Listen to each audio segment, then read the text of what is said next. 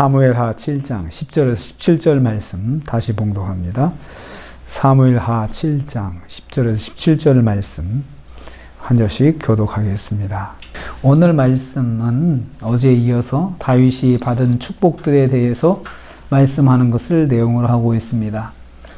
다윗이 받은 복은 위대해지는 복, 정착의 복, 안정의 복, 집의 복을 받았습니다. 오늘은 이어서 하나님 주신 다윗이 하나님께 받은 축복이 무엇인지 묵상합니다.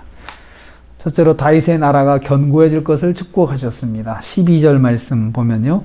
내 수완이 차서 내 조상들과 함께 누울 때 내가 내 몸에서 날 씨를 내 뒤에 세워 그의 나라를 견고하게 하리라. 그의 나라를 견고하게 세우시겠다. 하나님께서 다윗에게 허락하신 다윗의 나라가 견고해질 것이라 하셨습니다. 견고하다는 말은 반듯하게 세워 고정하다는 뜻입니다. 반듯하게 세워서 딱 고정시켜 주신다는 건데요.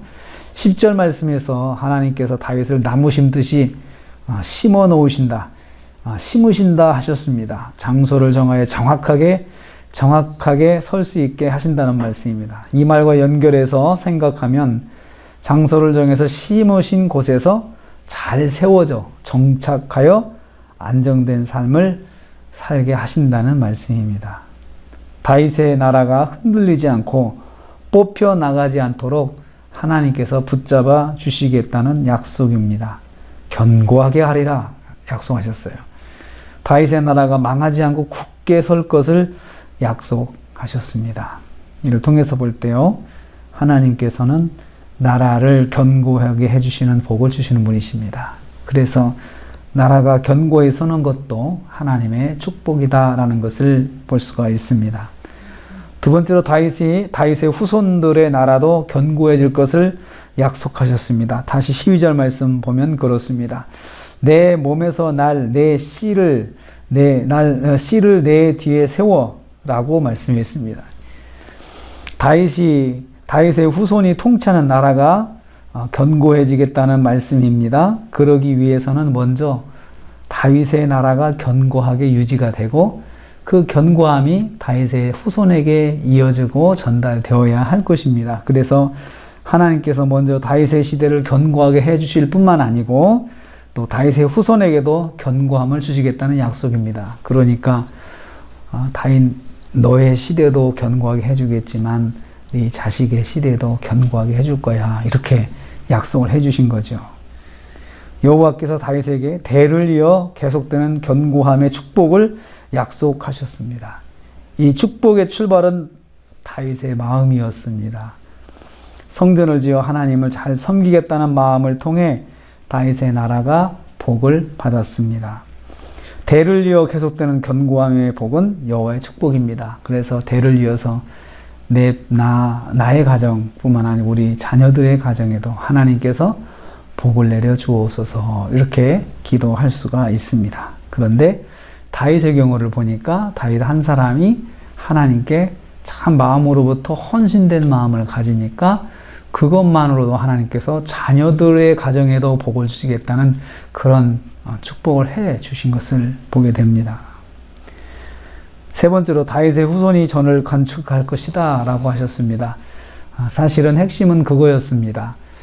다윗이 자기가 하나님의 전을 건축하고 싶은 마음이 있었는데 하나님께서는 다윗보다도 다윗의 자녀를 통해서 건축을 받으시겠다는 말씀인데요.